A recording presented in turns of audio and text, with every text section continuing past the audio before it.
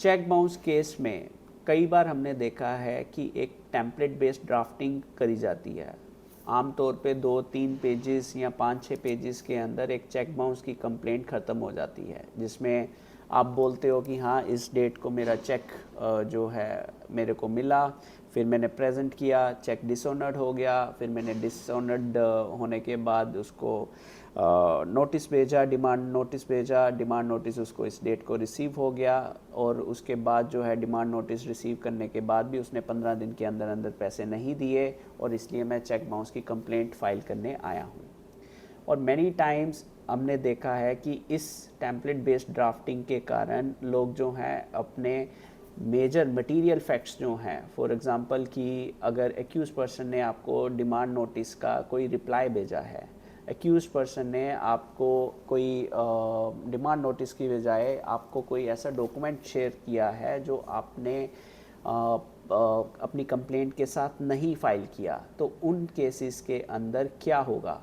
क्या कंप्लेनेंट जो है उसकी कंप्लेंट, क्या जो एक्यूज पर्सन है वो ऑनरेबल हाई कोर्ट के पास अप्रोच कर सकते हैं कि इस कंप्लेंट को क्वैश कर दिया जाए, because the complainant has suppressed material facts from the court as well as complainant has not come with the clean hands in the check bounce matter। इसलिए ये जो चेक बाउंस का जो करंटली मैटर है वो क्वैश हो जाना चाहिए।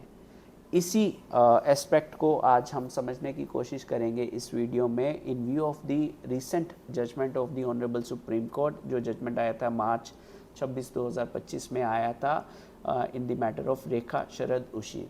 इस जजमेंट को बिकॉज सारा मैटर ही फोकस्ड है कि suppression of the material facts, अगर सप्रेस करता है कंप्लेनेंट तो ऑब्वियसली हमने इस मैटर के फैक्ट्स को जानना है, समझना है, एंड किस तरह से इस मैटर की जो जर्नी है ऑनरेबल सुप्रीम कोर्ट तक पहुंची वो भी हम समझने की कोशिश करेंगे। एंड इस जजमेंट से क्या लर्निंग्स हैं for complainant also, for the accused also, हम बोथ साइड्स को टच करने की कोशिश करेंगे। And before going into this judgment, हमने अपनी डिस्क्रिप्शन बॉक्स के अंदर प्लेलिस्ट का लिंक दे रखा है जिसमें वेरियस रिसेंट जो जजमेंट्स आई हैं ऑनरेबल सुप्रीम कोर्ट की, उसको हमने एक्सप्लेन करने की कोशिश करी है in simple words, so that अगर आप भी चेक बाउंस का मैटर फेस कर रहे हो या चेक बाउंस के मैटर्स में प्रैक्टिस करते हो तो these videos will be helpful for you to understand the recent law laid down by the Honorable Supreme Court of India। And अगर आपकी कोई स्पेसिफिक क्वेरी हो, क्वेश्चन हो, आप हमें ईमेल कर सकते हो या फिर आप कमेंट बॉक्स में भी अपने क्वेश्चन या क्वेरी बता सकते हो। हम कोशिश करेंगे कि जल्दी से जल्दी आपके इंक्वायरीज़ को आंसर करने की कोशिश करेंगे। So let us now get back to this video और इस जजमेंट को हम समझने की कोशिश करते हैं एंड कौन सी लर्निंग्स हम अपनी प्रैक्टिस में अप्लाई कर सकते हैं। Let's now get deep. अच्छा, अगर हम अब फैक्चुअल सिनेरियो को समझें तो फैक्चुअल सिनेरियो में क्या था कि जो डिस्प्यूट था वो स्टार्ट होता है जुलाई 2006 में, ठीक, जब लोन लिया गया बाय द एक्यूज पर्सन जो कि एपिलेंट भी हैं इस मैटर में। उन्होंने 3.5 लाख का लोन लिया था। तो इस लोन को लेते समय जो एक्यूज पर्सन थे उन्होंने 2 सिक्योरिटी चेक्स जो थे इशू कर रहे थे कंप्लेनेंट को, और जब ये लोन को प्रॉपरली रिटर्न नहीं कर पाए तो कंप्लेनेंट ने पहला चेक जो था डिपॉजिट कराया, वो चेक डिसऑनर्ड हुआ। डिसऑनर्ड के बाद कंप्लेनेंट ने क्रिमिनल कंप्लेंट फाइल करी सेक्शन 138 के अंदर, लेकिन ये जो फर्स्ट चेक का जो केस था वो एंड हो गया क्योंकि appellant paid the cheque amount in the court on September 23, 2016। Complainant withdrew the prosecution and the appellant was acquitted. तो 2 चेक्स थे, पहले चेक बाउंस हुआ, डिसऑनर्ड हुआ, उसका केस फाइल हुआ, लेकिन जिस दिन केस की डेट थी उसी दिन अक्यूज पर्सन ने आके पैसे क्लियर कर दिए। अब आ जाते हैं दूसरे चेक के बारे में। अब दूसरे चेक के ऊपर मेजरली ये डिस्प्यूट है। ये जो मैटर ऑनरेबल सुप्रीम कोर्ट के पास गया है वो प्राइमरीली दूसरे चेक के कारण ही गया है। Complainant claimed that the second loan of 11,97,000 was given on July 25, 2008. After the alleged default of this second loan, complainant ने second जो security check था for 27,27,460 रुपीज़ जो कि अक्टूबर 3, 2016 को डिपॉजिट कर दिया, और वो जो चेक है डिसऑनर्ड होता है अक्टूबर 14, 2016 को. सो प्राइमरीली एक्यूज का स्टैंड क्या था? 3.5 लाख का लोन लिया था, 2 चेक सिक्योरिटी चेक इशू करे गए थे. फर्स्ट सिक्योरिटी चेक जो डिसऑनर्ड हुआ, एक्यूज पर्सन ने पहले दिन कोर्ट में जाके पैसे दे के उसको सेटल करा दिया. अब दूसरे सिक्योरिटी चेक के ऊपर में जब हम बात कर रहे हैं तो कंप्लेनेंट का स्टैंड ये था कि दूसरा जो चेक है वो एक और लोन लिया गया था लगभग 12 लाख रुपए का, और उसको उसकी लाइबिलिटी को डिस्चार्ज करने के लिए एक्यूज पर्सन ने लगभग 27,27,460 रुपए के चेक इशू किया जो कि वो डिसऑनर्ड हो गया. अब वेरी क्रूशल फैक्ट्स जो आपकी नज़र में आना चाहिए, जब डिसऑनर्ड हो गया the complainant issued a legal notice on November 11, 2016, right, जो स्टैट्यूटरी डिमांड नोटिस इशू किया जाता है. एक्यूज पर्सन ने रिप्लाई किया पहले नवंबर 28, 2016 को, फिर दूसरी लेटर भेजी दिसंबर 13, 2016 को कि भाई कौन से लोन डॉक्यूमेंट्स थे, सो दैट मैं आपके इसका जो आपने डिमांड नोटिस जो मेरे को भेजा है उसको मैं रिप्लाई कर सकूं. लेकिन complainant filed the criminal complaint on December 15, 2016 without supplying the requested documents. Complainant ने एक्यूज पर्सन को कोई डॉक्यूमेंट नहीं भेजा, सीधा कंप्लेंट फाइल कर दी. और जब कंप्लेंट फाइल करने के बाद समन्स के ऑर्डर इशू हो गए एक्यूज पर्सन को, तो एक्यूज पर्सन ने उसको चैलेंज किया before the honourable Bombay high court, लेकिन बॉम्बे हाई कोर्ट में कोई रिलीफ ना मिला, जिसके कारण ये एक्यूज पर्सन है जो सीधा ऑनरेबल सुप्रीम कोर्ट के पास आया. अब ऑनरेबल सुप्रीम कोर्ट के पास इशू क्या थे?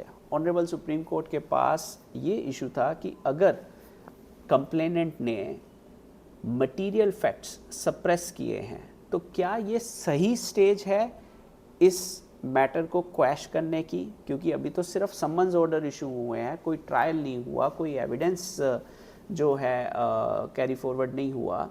तो समन्स की स्टेज के ऊपर सप्रेशन ऑफ मटेरियल फैक्ट्स के बेसिस पे क्या कंप्लेंट को जो है क्वैश किया जा सकता है कि नहीं किया जा सकता, right.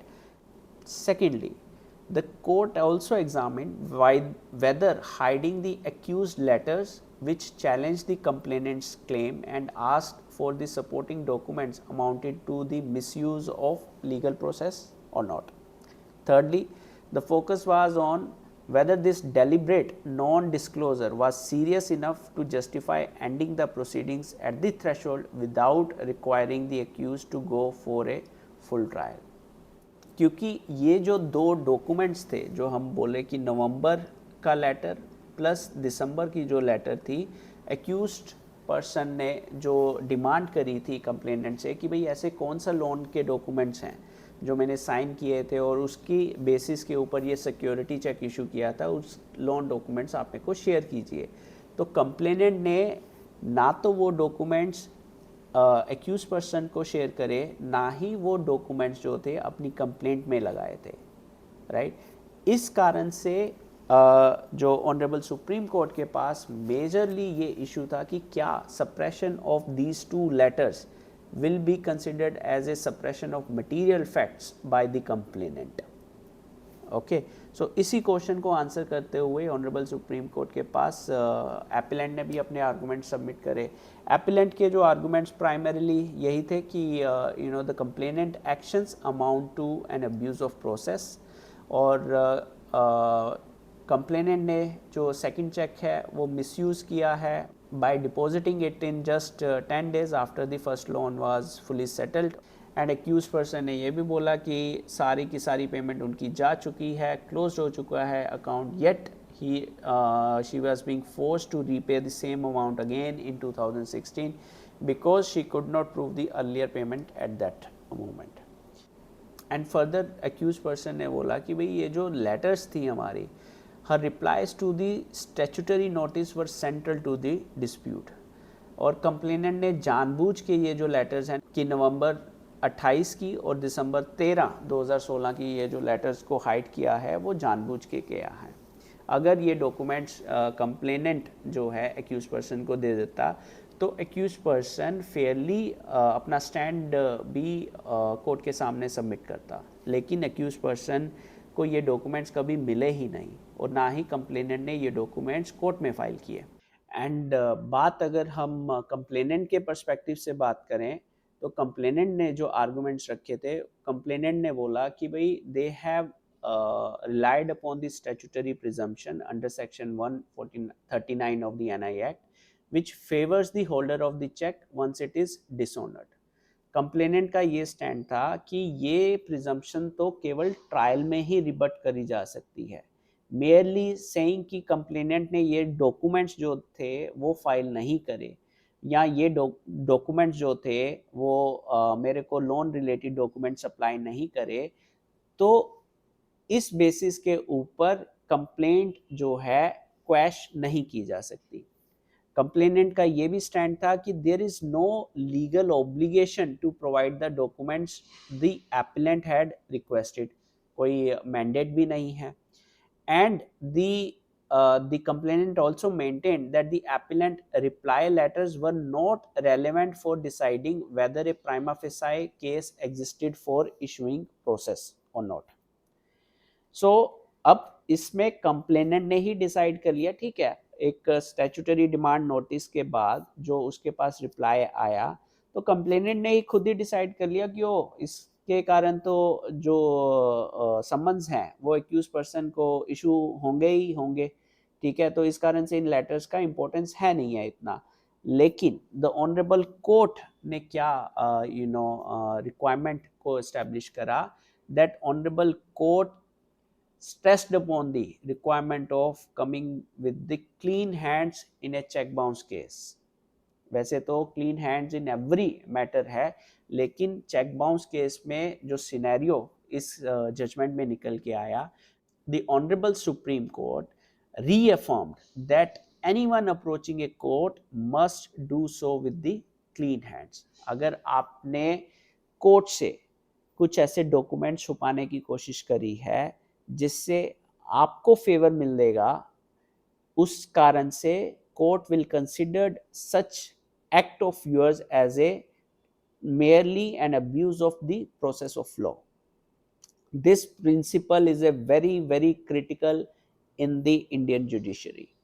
Forget about the check dishonor matter, but in every matter, the complainant हो, चाहे respondent हो, चाहे accused person हो, they must come with the clean hands before the court.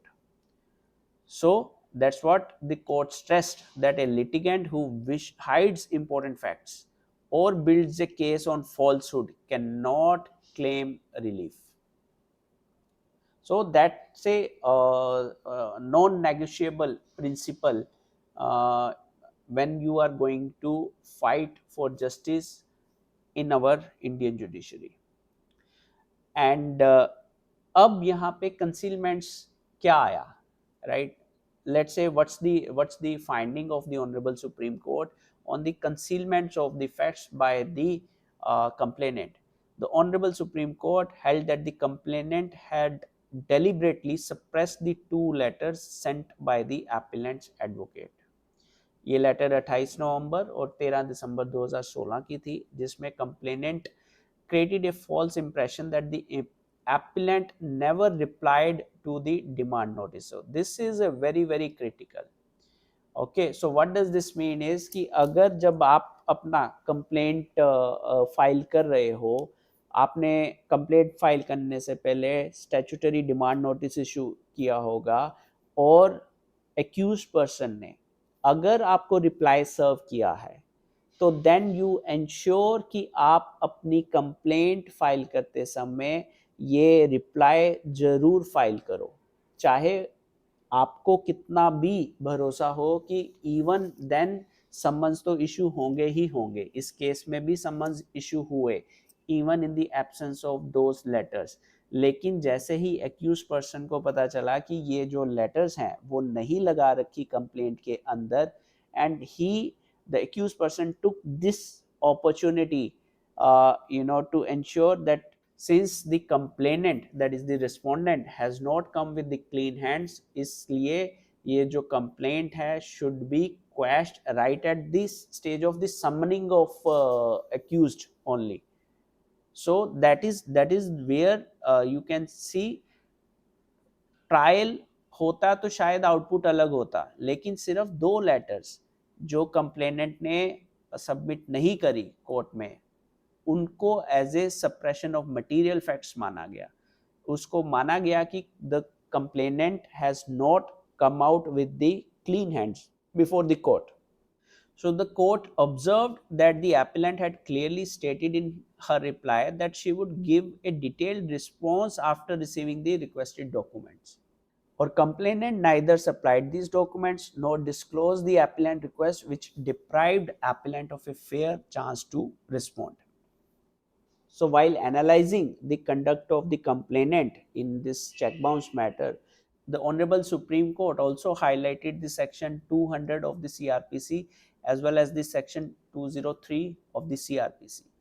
So honourable Supreme court ने ये कंप्लेनेंट को बोला कि भाई अगर आप ये लेटर्स जो थे सबमिट कर देते तो ऑब्वियसली उन लेटर्स के बेसिस के ऊपर जो मजिस्ट्रेट है, लर्नेड मजिस्ट्रेट, वो आपसे शायद क्वेश्चन पूछते, because complaint under section 200 CRPC वो कोई एक फॉर्मेलिटी नहीं है। It is not just a कि ऑटोमेटिकली वो रजिस्टर्ड होगी। Once you file a complaint, the magistrate has to go through those documents, the magistrate has to go through your complaint, सारे documents को देख के appropriate कि आपका complaint limitation में है या नहीं है, तो उसके बेसिस के ऊपर आपसे कुछ क्वेश्चन पूछते। हो सकता है कि मजिस्ट्रेट जो है उन क्वेश्चंस के बेसिस के ऊपर शायद आपकी कंप्लेंट एडमिट ही ना करते। यू कैन नॉट डिसाइड कि जो डिमांड नोटिस का जो रिप्लाई है वो रेलेवेंट रहेगा कि नहीं रहेगा। अगर एक्यूज पर्सन ने reply to a statutory demand notice file किया है और एक फर्दर लेटर भी बाद में भेजा कि भाई ओके आप मेरे को ये डॉक्यूमेंट सप्लाई तो करो on the basis of what you are saying कि I have secured a second loan from you, right. And my take is कि आपने being a complainant accused person को, मान लो कि किसी हद तक कि आपने एक्यूज पर्सन को वो डॉक्यूमेंट सप्लाई नहीं करे, लेकिन आप कोर्ट के सामने तो वो डॉक्यूमेंट्स रखोगे ही ना। How you are going to, कल को आपको भी तो जरूरत पड़ सकती है उन डॉक्यूमेंट्स की, to tell to the court that look I have served the statutory demand notice, they gave me a reply that there does not exist any loan, they blatantly lied while giving a reply to the statutory demand notice, but I have so and so proofs। तो इससे आपने अपने case को भी week कर ही लिया एक तरह से। And that's where the Honorable Supreme Court held that the complainant's clear suppression of the material facts amounted to an abuse of the legal process। और हुआ क्या, जो ऑनरेबल बॉम्बे हाई कोर्ट का जो ऑर्डर था वो सेटिसाइड किया गया, और both the complaint and the cognizance order dated 2nd of March 2017 were quashed in full। So what does this mean is, अगर मान लो genuinely इस complainant ने 27 लाख रुपए लेने थे accused person से, और अब अगर उसने कोई सिविल सूट भी नहीं फाइल कर रखे, तो merely because of the suppression of these two letters उसकी पूरी की पूरी कंप्लेंट जो है क्वैश हो गई। एंड दैट्स वेयर अगर हम कंक्लूजन पे आए फ्रॉम द एक्यूज पर्सन के पर्सपेक्टिव से, कि डेफिनेटली ये जजमेंट थोड़ी favourable for the accused person इसलिए मान सकते हैं, बट ऐसा नहीं है कि एक्यूज पर्सन को ऑटोमेटिकली कोई रिलीफ मिलने वाला है। It is just because of the mistakes by the complainant. अगर कंप्लेनेंट जो है प्रॉपर सारी लेटर्स, सारे documents in relation to the whole case properly लगाते, जो भी डॉक्यूमेंट उनको एक्यूज पर्सन से मिला है उसको वो फाइल कर देते साथ में, तो then things would have been much easier for the complainant and would have been tougher for the accused person। then accused person को एक ट्रायल फेस करना पड़ता। ओके लेकिन अगर हम इस जजमेंट से लर्निंग के पर्सपेक्टिव में फॉर द एक्यूज पर्सन के बारे में बात करें, तो accused person has to show the due diligence properly. Many times ये हमने देखा है कि accused person they don't care much about कि अच्छा इन्होंने ये डॉक्यूमेंट लगाया है कि नहीं लगाया, how does it going to impact, मैं तो जाके ये बोलूँगा कि भाई मैंने तो साइन ही नहीं किए, right. So these are the nuances which the accused person must take into their mind while facing a trial. And whereas for the complainant perspective, fully disclosure, don't hide anything before the courts, because that is going to be against yourself, and it is going to help only the accused person. So ensure that whatever you received from the accused person regarding which is in relation to that particular checks, ensure that you file all the documents before the court. And I hope with this video आप लोगों को very important lesson सीखने को मिला होगा through this judgement, that कि अगर हम मटेरियल फैक्ट्स को सप्रेस कर रहे हैं, this is equally applicable for the complainant also and for the accused also. कोई भी पार्टी अगर क्लीन हैंड्स के साथ कोर्ट में नहीं आ रही, तो then they are going to face tough decision from the court. And in case you wish to continue receiving updates about recent NI judgments from our channel, you can subscribe to this channel, and don't forget to share this video with your friends or other stakeholders. That will help them to understand the importance of suppression of material facts. And thank you very much for going through this video. Jai Hind.